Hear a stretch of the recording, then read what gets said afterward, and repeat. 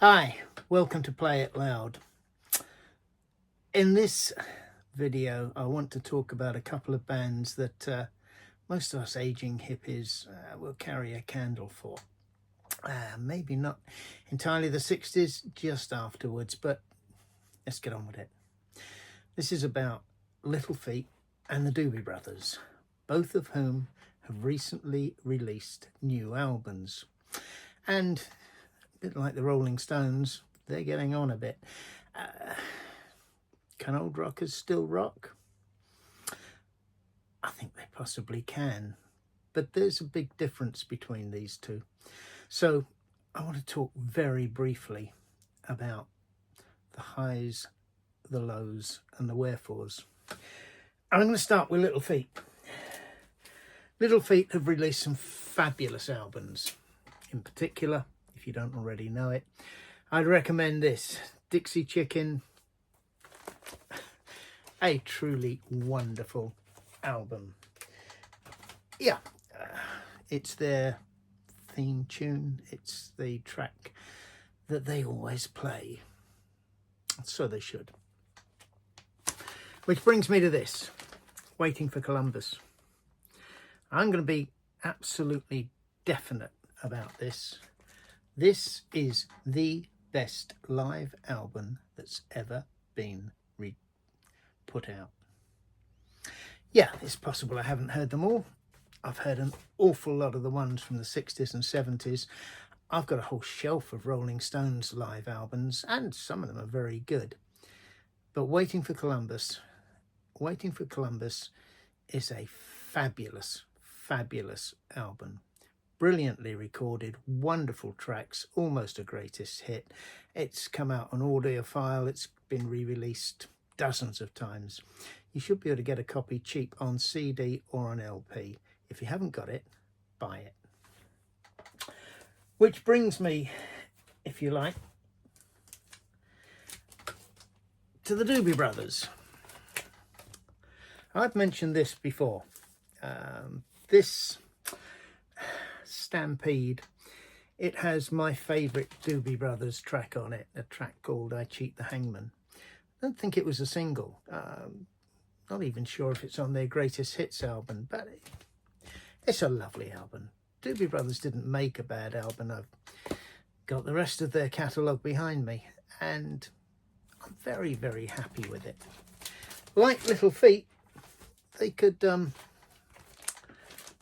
make it live as well.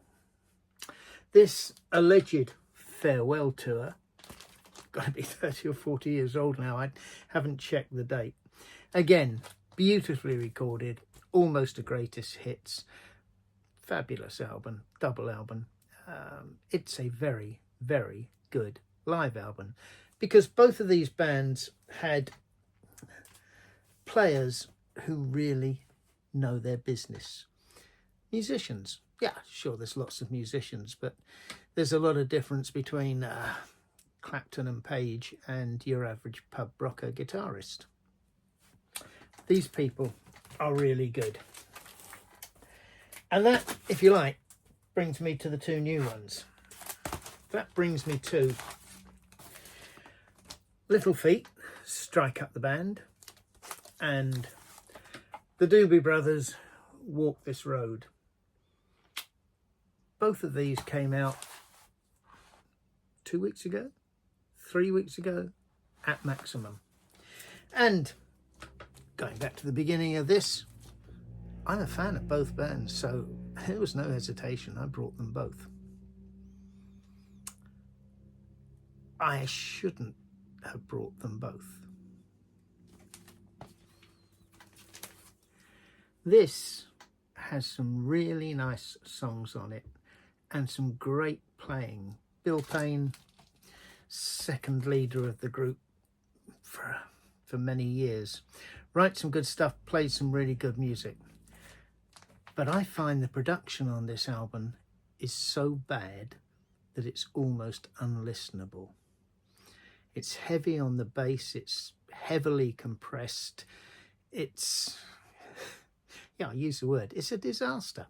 And it's a shame, because they are really, really good band. I've seen them live. It's really disappointing. Yeah, really disappointing. Which brings me to this, the Doobie Brothers. I'm going to get straight to the point. This is the best album the Doobie Brothers have ever released. This is excellent. A truly wonderful record. It's got a lot of competition. The Captain and Me, famous million-selling album.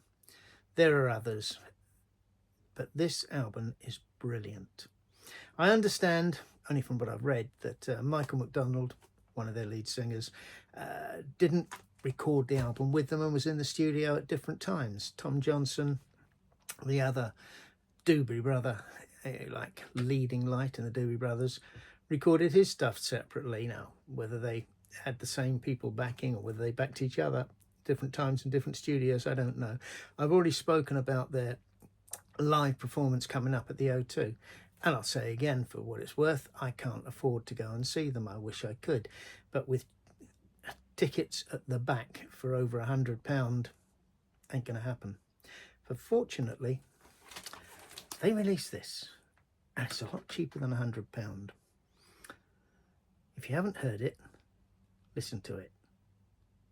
Play it loud. Cheers.